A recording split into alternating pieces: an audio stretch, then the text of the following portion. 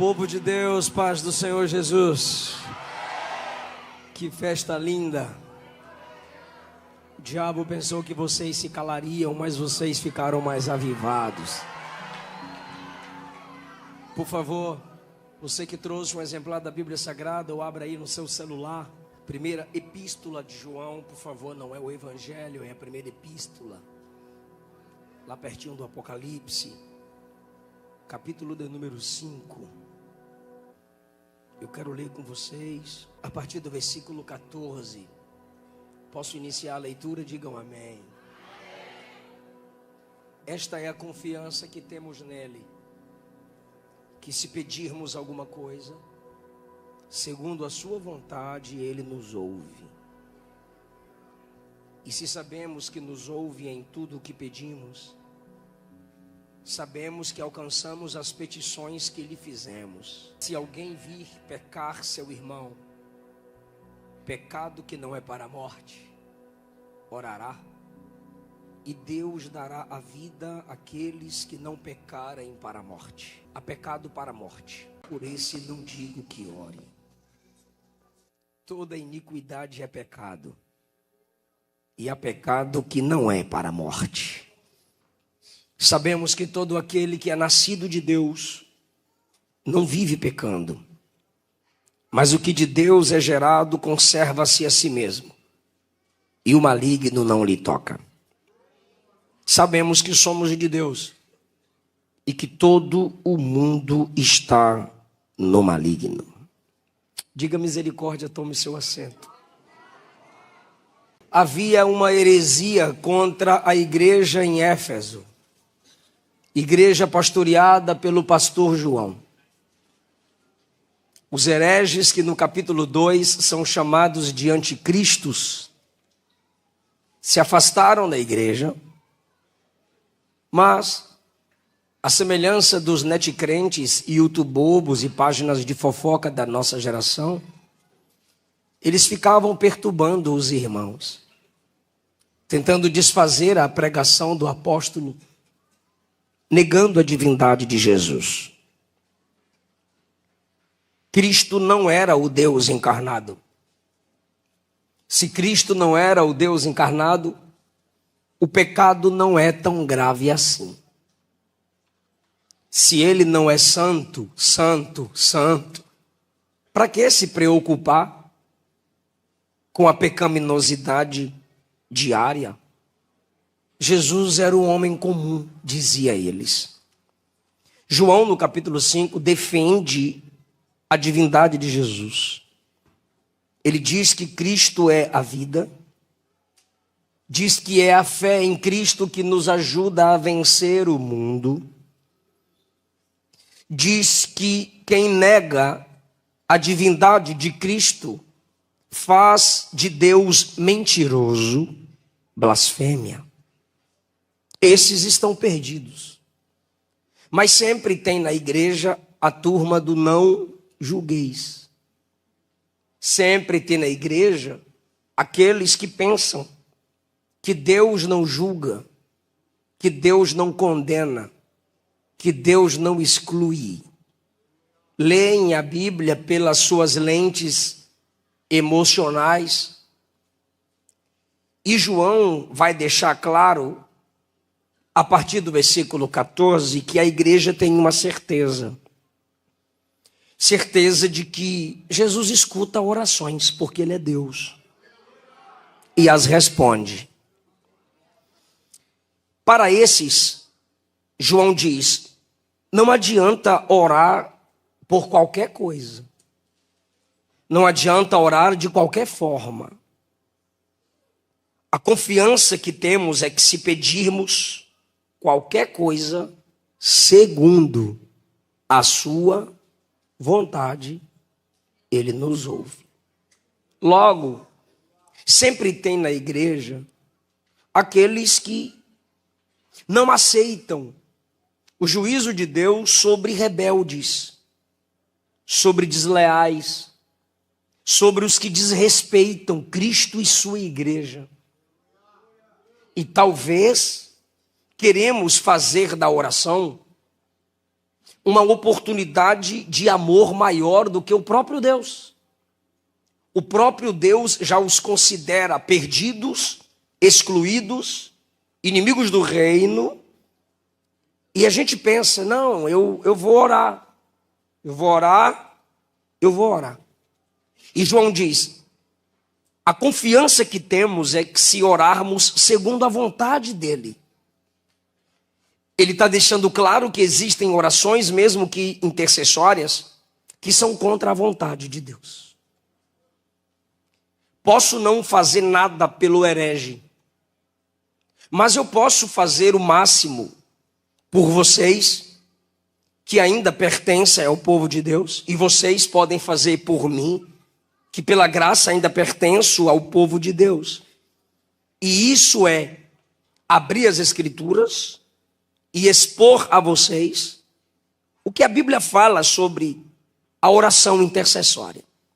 Existem orações que Deus não lhe responderá positivamente a respeito de si mesma, de si mesmo ou a respeito de alguém. Porque não é da vontade de Deus responder positivamente. Não é porque você ora e no final da oração você usa o nome de Jesus, que já está garantida, vitória garantida, pois o nome de Jesus não é uma vara mágica. O nome de Jesus não é uma assinatura, um contrato liberado para você orar, falar, desejar e usar o nome dele como bem quiser, como luteranos e católicos na conclusão de suas orações, fazer o sinal da cruz e acabou. Não. O texto está dizendo que a nossa confiança nos faz pedir qualquer coisa conforme a vontade dele. Se não é da vontade dele, você está pedindo errado. Existem coisas em nossas vidas pessoais que estamos clamando, pedindo, e Jesus está calado, até você entender que não é da vontade dele. E quando ele diz não, nos abatemos. Quando ele diz não, nos entristecemos. E ele tem seus modos de dizer não. E um dos modos dele dizer não é o seu silêncio. É quando Moisés está insistindo, me deixa entrar na terra, e a resposta de Deus foi, não me fale mais sobre esse negócio. Fizeram um churrasco na minha casa, alguns jovens foram fazer um churrasco lá em casa, e faltou algumas coisas. E a Luana falou, meu bem, tá faltando isso, isso e isso. Aí eu falei, problema deles, eu não vou comprar. Já estão na minha casa comendo da nossa carne, do nosso carvão, ainda vou comprar? Aí a Luana sempre dá um jeitinho. Vão ali na esquina e compra no mercadinho, que de noite a gente paga. E os três foram no mercadinho da esquina comprar o que estava faltando para o churrasco. Só que sempre tem um encapetado no meio. E tinha um encapetado no meio. O que ele fez? Enquanto passava os produtos necessários que estavam faltando para o churrascão, ele pegou um corote. O pastor Eliseu mandou a gente vir aqui fazer umas compras e falou que na hora que ele for para o culto, ele paga. A moça disse, não, tudo bem, pastor Eliseu a gente conhece. E a moça passando, pi. E ele colocou o corote, olhando para os colegas e disse, quando ele abrir a sacola e ver o corote, ele vai retar com nós. Ele queria me provocar. Só que quando a moça pega o corote para fazer a leitura pelo código de barra, ela devolve e diz, pastor Eliseu não bebe. Ele disse, é uma brincadeira. Ela disse, é uma brincadeira, mas vocês estão comprando no nome dele.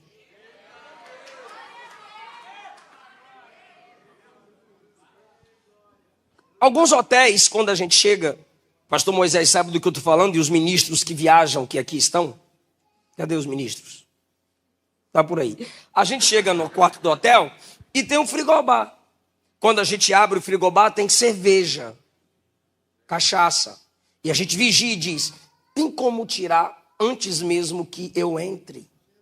Porque se não vigiar, qualquer coisa ali vai para o nosso nome. Isso é orar em nome de Jesus. Tem coisas que você está orando, pedindo, aí quando acaba a oração você diz em nome de Jesus, amém. Jesus olha para o Pai e diz,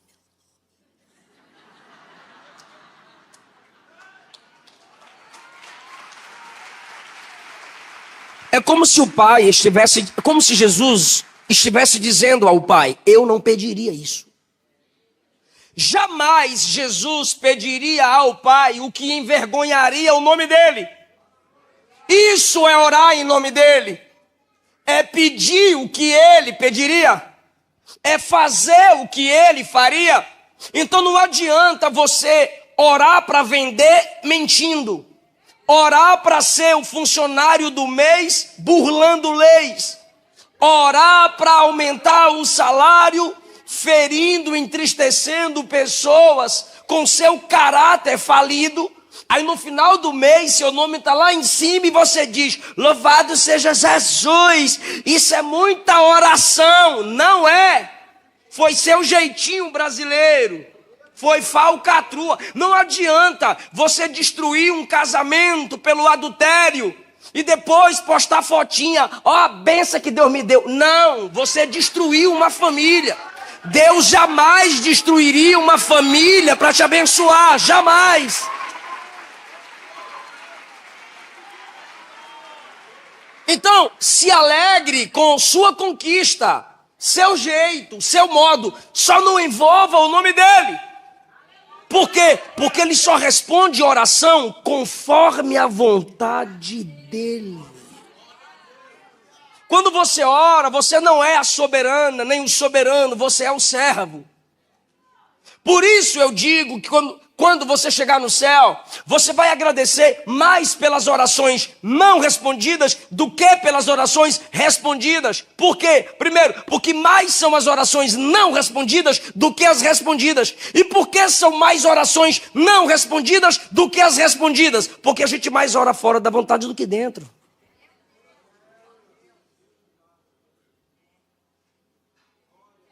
E só na eternidade você entenderá que foi livramento. Só na eternidade você entenderá que havia um abismo depois da porta. Por isso Deus a trancou. Ele nos ouve. Se orarmos conforme sua vontade. E se sabemos que ele nos ouve em tudo que pedimos, alcançaremos as petições que lhe fizemos. Agora. Quando João fala isso, você lê esses dois versículos isolados, como se fosse caixinha de promessa. Você olha, o texto está dizendo que a gente sabe que ele nos ouve, versículo 15, e a gente alcança a petição que fizemos a ele. Não pode ler o 15 sem o 14, mas também não pode ler o 15 sem o 16. É como se João estivesse dizendo, ele responde a oração, e você lendo diz, eu creio. Só que ele diz no 16, faz o teste. Aí você diz, então me ensina a fazer o teste, pastor João, de que ele responde a oração. Aí João pergunta, está preparado para o teste? Você diz, estou. O que o senhor quiser que eu faça para que seja provado que ele é Deus, que responde a oração, eu faço. Aí João diz, tá mesmo? Tu diz, eu estou. Me ensina, prova para mim que Deus responde a oração. Aí João diz, ora pelo irmão que caiu.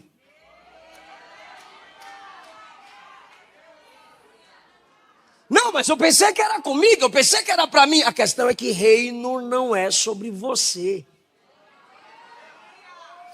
Evangelho não sou eu, somos nós. Então ele trata de oração no 14, ele trata de oração no 15, aí ele diz, se algum de vocês vir seu irmão pecar, ore. E Deus dará vida.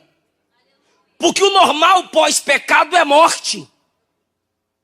E eu não estou no Antigo Testamento, eu estou no amor. João é o apóstolo do amor. Ele chama a igreja de filhinhos. Ele deitava aqui em Jesus. Então, a oração é conforme a vontade dele. Segundo, se você viu seu irmão cair, pode orar por ele. Lembra que ele está inicialmente contra os hereges que negam a divindade de Jesus. Aí ele diz, só ore se o pecado não for pecado para a morte. Se o pecado for para a morte, eu não digo que ore. Viu seu irmão pecar e não é pecado para a morte? Pastor, o que seria então o pecado para a morte? Vou tentar mostrar para vocês aqui. Primeiro, é aquele que Jesus já matou. Se já matou, para que orar? Claro que tem a heresia do pós-morte. Orar pelos mortos. Quando Lutero se sentiu impulsionado a fazer a reforma, era quando as indulgências eram vendidas no catolicismo romano. Se pagava para subir escadas de joelho em cada degrau, fazer a oração do Pai Nosso, para que a alma do parente que já tinha morrido saísse do purgatório. Pecado para a morte, se o juízo de Deus veio, já levou, não adianta mais orar, porque depois da morte segue-se o juízo. Marcos 2 diz que perdão é para quem está na terra. O que é o pecado para a morte? Segundo, é aquele que a pessoa tem prazer em continuar no seu pecado. Por esse o texto diz, não ore. Por quê? Porque ela ama o que ofende Deus. Não ore para Deus da vida. Já está sentenciada a morte, física ou espiritual. Se está na prática do pecado, salário do pecado é morte. E a pessoa que quer viver na prática do pecado não quer me ouvir pregar, não quer te ouvir pregar. Alguma musiquinha pode ser legal. Agora pregar, confrontar, cala a boca, cuide de sua vida que eu cuido da minha. Esse tipo de gente tem prazer no que fere Deus. Se a pessoa vive na prática do pecado, ela é inimiga de Deus. É pecado para a morte. Essa pessoa está morta espiritualmente, endurecida pelo pecado. Lembra de Ananias e Safira, Atos dos Apóstolos, capítulo 5? Vendeu por quanto a propriedade? Tinha vendido por 100. Vendeu por quanto? Por 50. E o que vocês estão fazendo? Todos os 50 que a gente vendeu a propriedade, a gente está dando de oferta. Para que mentir para o Espírito Santo? Se segurasse não era teu?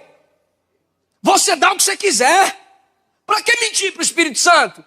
Não, é que eu vendi por 100 e eu estou dando 50. É só uma mentiria. Não, é que para Deus, uma verdade pela metade é uma mentira completa.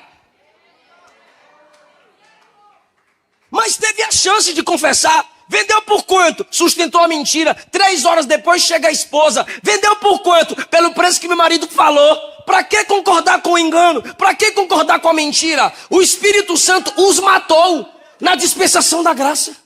Pecado para a morte. Mentiu ao Espírito da verdade. É quando você tem a chance de confessar e vir as costas para a igreja. É quando você tem a chance de se arrepender e não dar ouvido à mensagem. É quando o pregador prega, o cantor confronta, Deus usa alguém para te despertar e você vira as costas. Pecado para a morte. Vai chegar o momento que você vai desejar intercessão e Deus vai dizer, não ora. A oração da igreja é algo tão forte que se Deus não disser, não ora, o crente ora e a situação muda. Mas como a pessoa está debaixo de juízo, Deus diz, não ora. 1 Coríntios capítulo 11, versículo 30, Paulo diz que quem não examina a si mesmo, quem não discerne o corpo de Cristo, quem não sabe o que é a igreja e brinca com a ceia, fica fraco, fica doente e morre. Pecado para a morte. É quando você não confessa, é quando você não deixa, é quando você não abandona e você perde até a graça da intercessão. É quando você não aceita a disciplina. Hebreus 12, 6, o Senhor corrige a quem ama. Aceita todo o que recebe como filho. É para a disciplina que vocês perseveram. Qual é o filho que o pai não corrige? Mas se estáis sem correção, de que todos os crentes sois participantes, você não é filho, você é bastardo. Tem gente que não suporta a disciplina, tem gente que não suporta a correção, não pode exortar, não pode pregar nas cartas como eu estou pregando aqui, não pode pregar contra a mentira, contra adultério, contra a prostituição, contra a avareza, não pode. Eles não aceitam disciplina e o texto está dizendo que quem não aceita disciplina não é filho, e Deus não tem compromisso com quem não é filho.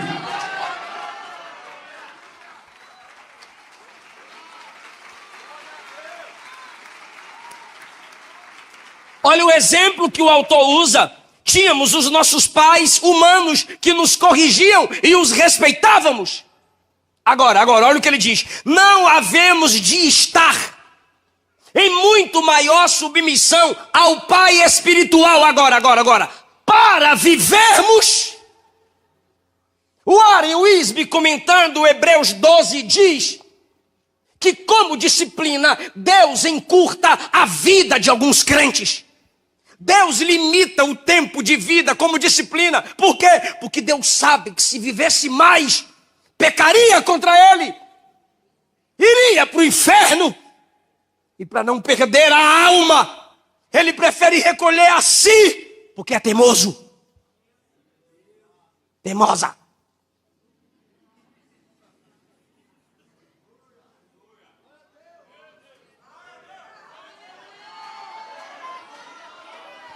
O último exemplo do pecado para a morte, blasfêmia contra o Espírito Santo, Mateus 12, Lucas 12.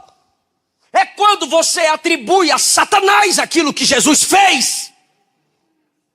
Se você não sabe o que está acontecendo, se você não tem maturidade, se você não tem discernimento, cala a boca. Quem menos fala, menos terá do que se arrepender. Cuidado para você não estar satanizando aquilo que é divino. Pergunte, questione, duvide, mas não dê glória a Satanás sem ter conhecimento de causa. Isso é blasfêmia contra o Espírito Santo. Talvez quem está me assistindo ou quem está me escutando aqui já está preocupado. Misericórdia, pastor. Eu acho que eu já blasfemei. O que é que eu vou fazer da minha vida? Estou perdida, estou perdido. Quem peca contra o Pai na divindade, o Filho intercede. Quem peca contra o Filho na divindade, o Espírito Santo intercede. Mas se peca contra o Espírito, quem sobra na divindade para interceder por você? Como que há salvação para o blasfemo se ele acaba de rejeitar o único que pode regenerá-lo? Como que haverá perdão para o blasfemo se ele ignora, se ele xinga, se ele amaldiçoa, se ele vira as costas para o único que pode convencê-lo de seu pecado? Mas se você está preocupada, se você se preocupou, fica tranquilo, essa é a prova que você não blasfemou. Porque essa sensibilidade é o Espírito Santo quem gera. Esse temor é o Espírito Santo quem gera. O blasfemo não teme. O blasfemo é inimigo de Deus. O blasfemo é inimigo da igreja. Pecado para a morte. Blasfêmia contra o Espírito. Por esses, não ore. Mas eu quero orar. Problema, vai gastar saliva. Ele não responde. Não ore, não ore, não ore, porque seu Deus é justiça também. Seu Deus é fogo consumidor. Então quem sabe tinha crente lá, os hereges vão voltar, os inimigos, né, Joãozinho? Dá uma chancezinha. Chancezinha? O cara não vai para o inferno por causa de pecado. Ele vai para o inferno porque zomba do Salvador. Pecado, o preço foi pago na cruz. Agora, rejeitar o Salvador, pisar no sangue derramado. Hebreus 6 fala que apostasia é pisar de novo, expor a vergonha, pisar no sangue do Cordeiro e expor Cristo à vergonha. Não ore por esses. A única que pode mudar a vida dessas pessoas é a igreja, e dela eles zombam. Hebreus capítulo 10, vou ler. Os desigrejados, não institucionalizados, tem outro, destemplados, é um modiado, eles não gostam. Hebreus capítulo 10, a partir do versículo 25, presta bastante atenção, para não falar que eu estou inventando, usando o texto sem contexto. Não deixe a sua congregação como é o costume de alguns. Antes, em vez disso, admoestamos os uns aos outros, porque está chegando aquele dia. Porque se pecarmos voluntariamente, depois de termos recebido o conhecimento da verdade, não resta mais sacrifício pelos pecados. Não adianta jejuar, não adianta tirar água, não adianta ficar a madrugada toda. Não há mais sacrifício pelos pecados. Só existe uma coisa: expectativa horrível de juízo e ardor de fogo que vai devorar os adversários de Deus. E começa com o ato de deixar de congregar. Porque sempre quem deixa de congregar se sente melhor que todo mundo. E às vezes é o pior que tem na igreja. É o Satanás. Aí o versículo 28 diz: quebrando alguém a lei de Moisés, morre sem misericórdia, só pela palavra de 2 ou 3 testemunhas. De quanto maior castigo será julgado merecedor aquele que pisar o Filho de Deus e tiver por profano o sangue da nova aliança que foi santificado e fizer agravo ao Espírito da graça. A apostasia começa com abandono da congregação, abandono da fé, pecado para a morte. E isso aqui não é apenas invencionice de João. O Senhor falou para Jeremias no capítulo 7, versículo 16: não ore por esse povo, nem levante oração, nem levante clamor. Jeremias 11, 14: não ore por Israel, não levante clamor, nem oração. Jeremias 14, 11: não ore, eu não vou te ouvir, não ora. É Deus falando, o próprio Deus falando para Jeremias: não interceda por esse povo. Por quê? Porque eles não querem se arrepender. Isso aqui não é para entristecer a igreja. É com você que quer viver na prática do pecado mentindo para a igreja. É com você que vive mascarado, hipócrita, pensando que vai enganar Jesus com Bíblia na mão, terno, gravata, glória a Deus alto. Não se engane. Viver na prática do pecado faz Deus rejeitar qualquer tipo de intercessão. Ora por mim, mamãe. Ora por mim, maninho. Ora por mim, maninha. Ora por mim, miga. Não vai fazer efeito. Por quê? Porque você quer viver na prática do pecado. Você não chora pelos seus pecados. Você não lamenta pelos seus pecados. Você não grita: Deus me arranca daqui. Você não diz: ó Deus me ajuda. Pega os pedaços do meu ser. Pega os cacos desse vaso quebrado. Você não grita: me refaz. Você não tem saudade de Deus. Não vai adiantar. Mas tem gente que peca e diz: ó Deus, tem misericórdia de mim. Tem gente que cai e diz: ó, que saudade eu estou da sua presença. Tem gente que trava na caminhada e diz: eu quero voltar ao primeiro amor. Tem gente que se suja e diz: me lava, me purifica, me dá um novo coração. Tem alguém aqui que já orou desse jeito? Tem alguém aqui que já clamou assim? Você está percebendo que ainda tem gente assim? O bom samaritano é a prova disso. Homens e mulheres que falharam, caíram, erraram, mas estão aqui dizendo: pastor, não desiste de mim não. Estão aqui dizendo: Jesus, não desiste de mim não. Então deixa eu lhe falar um negócio. Eu vou pecar. Eu vou falhar. Você vai falhar.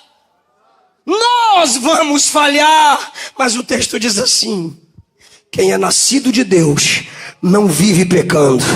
Quem é nascido de Deus conserva a si mesmo e o maligno não lhe toca. O que que isso significa? O que que isso significa? Depois me dá outra água, por favor. Isso significa que você peca e você se amassa. Aí o maligno diz: opa, pecou, manchou, vou pegar. Aí o diabo vem aqui, Jesus vem para cá. O diabo vai para cá, Jesus traz para cá. O diabo vem cá, Jesus vem para cá. O diabo vem aqui, Jesus faz assim. Cadê esse crente que mesmo caído e fraco eu não consigo tocar? Jesus responde: está na minha mão. E se está na minha mão, o maligno não toca.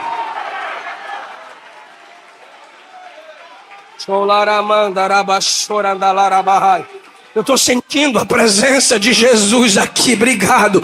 Teve gente que disse: agora ela não levanta mais, agora ele caiu de vez, agora perdeu a unção. Igual falaram essa semana de tanta fofocaiada com meu nome: agora a máscara caiu, agora Eliseu se acabou. A igreja de pé, eu estou de pé, você está de pé. Quem te sustenta é Jesus. O maligno não lhe toca. Agora pergunta para mim: pastor, ficou horrível, pastor, qual o segredo do maligno não nos tocar?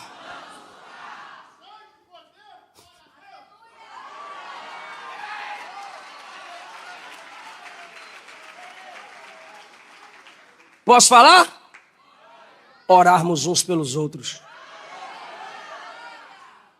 A questão, aqui ó, se alguém vir seu irmão pecar, pecado que não é para morte, o pecado que é para morte eu já falei, não me estressa não. É a blasfêmia, o endurecimento, a rejeição. Tu tenta pregar, tu tenta aconselhar e a pessoa te bloqueia, fecha a porta na tua cara, some. Não quero, não quero, não quero. Vai cuidar de sua vida. É para a morte. Agora você viu seu irmão pecar, pecado que não é para a morte. Ore e Deus vai dar vida para ele. É assim que funciona. E eu caminho para a conclusão. Êxodo 32, Israel pecou fazendo bezerro de ouro. E Deus falou para Moisés, se afasta que eu vou matar todo mundo agora. Aí Moisés ficou entre Deus e o povo. Aí Deus disse, Moisés, faz o seguinte, eu mato eles e de ti faço uma nova geração. Olha isso, de ti farei uma grande nação. Deixa eu perguntar para quem lê Bíblia, essa promessa tinha sido dada para quem? Abraão. De ti farei uma grande nação. Aí Deus está dizendo, eu tiro a promessa de Abraão e coloco em tu, era um teste. E tu pensa que Moisés é bobo.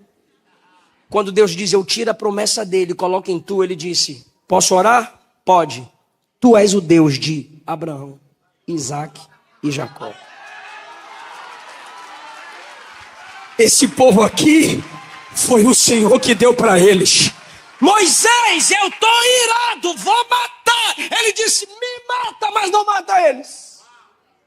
Risca meu nome do seu livro, mas não risca o deles. E eu te provo porque Moisés disse isso. Por que, Moisés, eu riscaria você? Por que eu mataria você? Ele disse, porque se o Senhor matar eles, vão falar mal do Senhor. Vão dizer assim, ó a fofoca que vai sair com o seu nome. O Deus de Israel tira eles do Egito para matá-los no deserto. Me mata que fica tudo em paz, seu nome fica limpo. Prefiro morrer do que ver seu nome sujo.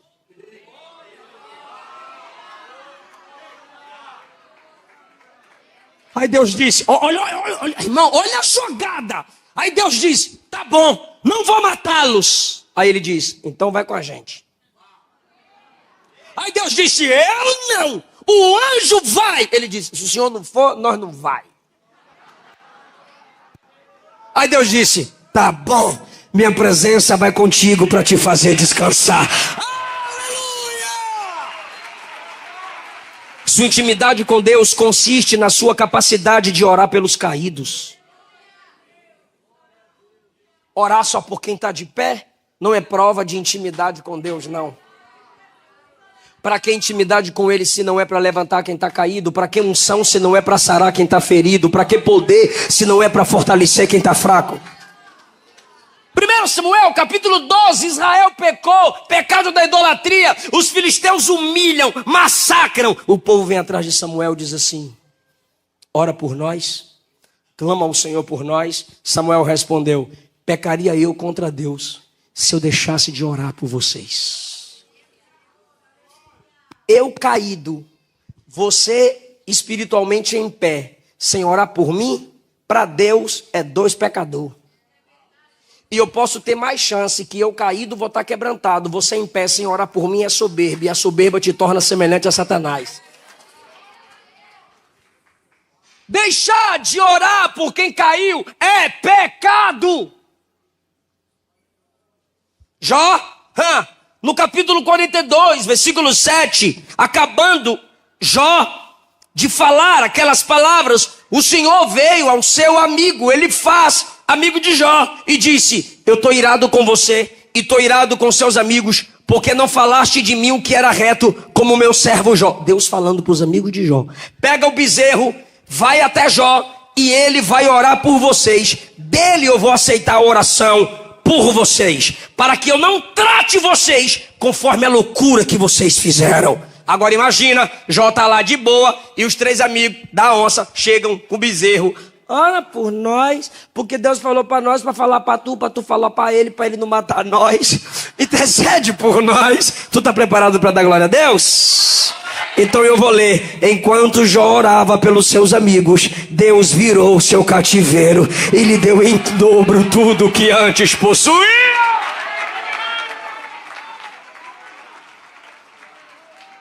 Você está orando por alguém? Você já se lembrou de alguém hoje nesse culto?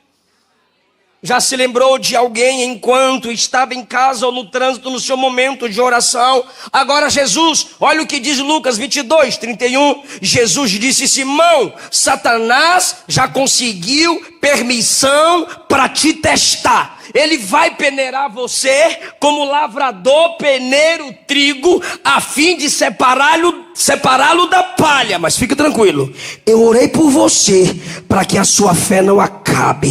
Você vai voltar para mim e vai fortalecer seus irmãos. Jesus intercedeu por Pedro, falhou, caiu, mas quem foi Pedrão, meu irmão? Por isso Paulo estava sempre dizendo: orai por mim, orai por nós. Fala para uma pessoa, precisa pegar na mão não, só falar, fala assim: quando você canta, tu se parece com um anjo. Quando tu prega, tu se parece com apóstolos. Mas quando ora por mim, tu se parece com Jesus.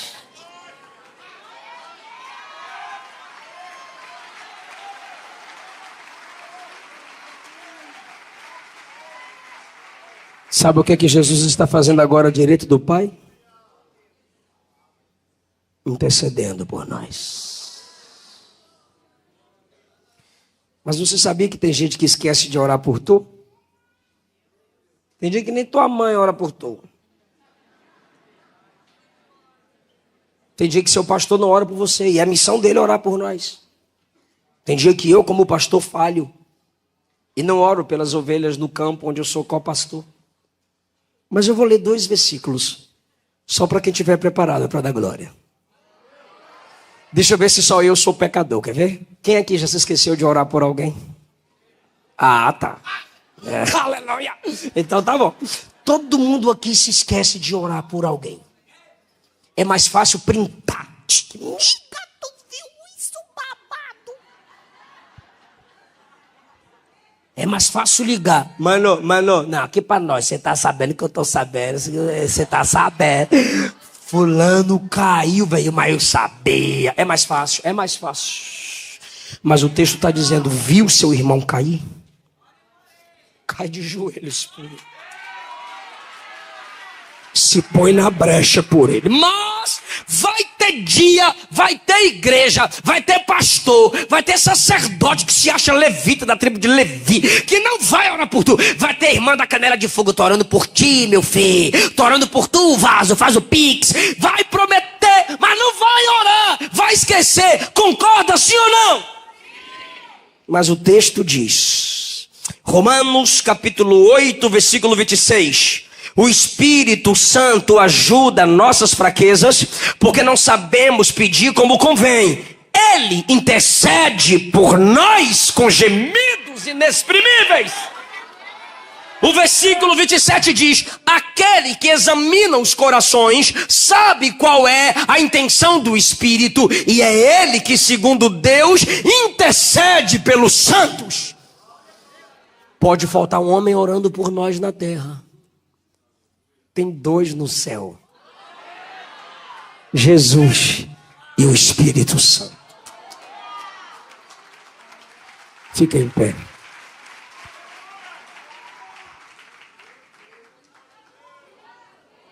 Aleluia, aleluia, aleluia, aleluia, aleluia. 2 coisas Jesus está fazendo aqui agora.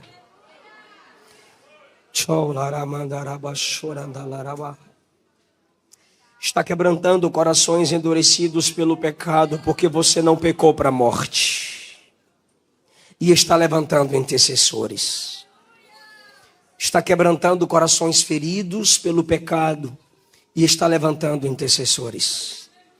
Se o Espírito Santo habita em você, você vai aumentar o seu tempo de oração a partir de hoje. Se você orasse mais pelos seus inimigos, você ficaria mais tempo de joelho. Ore por quem te amaldiçoa. Ore por quem desejou sua queda. O Espírito de Cristo está em você. E enquanto era crucificado, ele dizia: Pai, perdoa, porque eles não sabem o que fazem. O mesmo Espírito que estava em Estevão está em você.